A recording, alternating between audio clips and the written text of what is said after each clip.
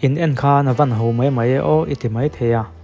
ma se mi zo kam chunga kam mi lar nei ten ni wangin chu chuan ho mai mai si kha mi te mu duwa achan tir loya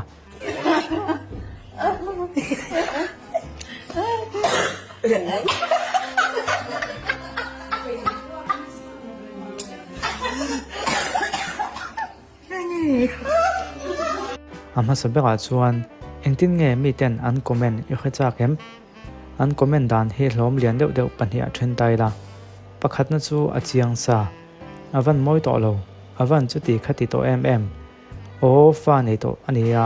chuti khati ve pokang chu ti vel atla ka thanhem khop mai hei hian sokar na ala kan ti theyang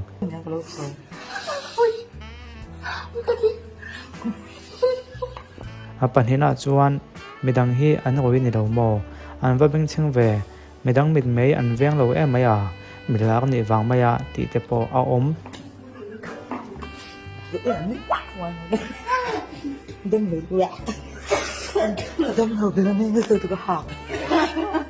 an comment dan bi khai khom na tan chuan karin ain zai hi mai sana lo phian atalen that wang ni mai thei negative comment om to dura ka ngai tam taka hian zai bi ka hian negative comment anei tlem phian zel anei lo chu ka tinowa ma se karin ai tak hian anei tlem la phian zel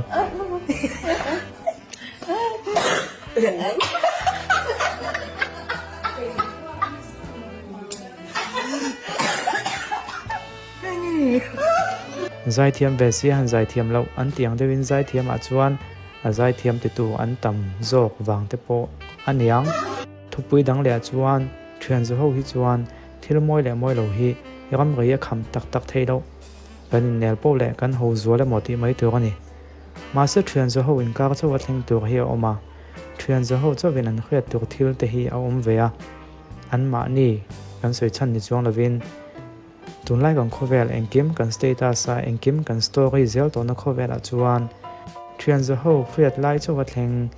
kan ko khan thalai in ti lim na chawa thleng ti te kan biak in chawa thil thleng ti te poi kan ti lam lo kha mi zong zong muwa kan thlen tir zel ta thunga he thil hi chuan handu lo do na rel ko te ni lo to si wanga a ko ta kan nuam ti lo deuh chunga pai zui deuh wang tur thil hi a siam nual ka ring ko khan thil te na te in ti lim na te games kan khel na te a viral pal lo wanga ti thadu to lo te kan lim tu nga lim thei to lo te a zak thei lo zual chin tan lo chuan ti ngam to lo thil te itong ve to thinem chung te po chu hetiang effect te po ne mai thei tuna kan en thian in nail in po in film na po hi mission khat chuan zoram social media khovela pholan kheka ta na du lo an mai thei ma se soilan chuan rel te big ni lo sia wangin a holutuk kan in nail tho lom tia tuam moi vel ta mai mai a thei viawang engai ngai dan comment la mai do soidonia